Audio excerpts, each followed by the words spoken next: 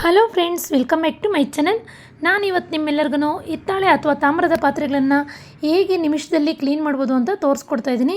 ಇದೊಂದು ಲಿಕ್ವಿಡ್ ಇದ್ದರೆ ಸಾಕು, ನೀವು ಯಾವುದೇ ಪೀತಾಂಬರಿ ಪೌಡ್ರಾಗಲಿ, ಹುಣಸೆಹಣ್ಣಾಗಲಿ ಅಥವಾ ಯಾವುದೇ ಬ್ರಷ್ ಕೂಡ ಯೂಸ್ ಮಾಡ್ದೇ ನಾವು ಇಲ್ಲಿ ಒಂದು ನಿಮಿಷದಲ್ಲಿ ಕ್ಲೀನ್ ಮಾಡ್ಬೋದು.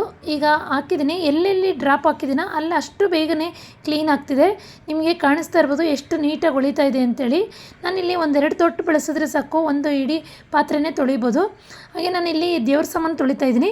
ದೇವ್ರ ಸಾಮಾನು ತೊಳಿಬೇಕು ಅಂದರೆ ಏನಿಲ್ಲ ಅಂದರೂ 1 ಅವರಿಂದ 2 ಅವರ್ ತೊಗೊಳ್ತೀವಿ ಟೈಮು.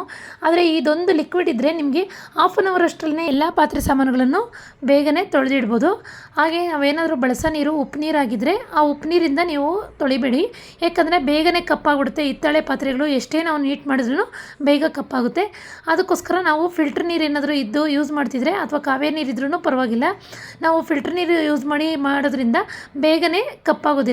ಹಾಗೆಯೇ ತೊಳೆದಿದ್ದಾದ ನಂತರ ಒಂದು ಒಣಗಿರೋ ಅಂಥ ಬಟ್ಟೆನಲ್ಲಿ ನಾವು ಇದನ್ನೆಲ್ಲ ಒರೆಸಿಡಬೇಕಾಗುತ್ತೆ. ಇಲ್ಲಾಂದರೆ ಕಪ್ಪು ಕರೆಗಳು ಅಲ್ಲಲ್ಲೇ ಆಗಿಬಿಡುತ್ತೆ, ನೀರಿಂದು ಕರೆಗಳನ್ನೇ ಕಾಣ್ತಾ ಇರುತ್ತೆ, ಆಗ ನೀಟಾಗಿ ಕಾಣೋದಿಲ್ಲ.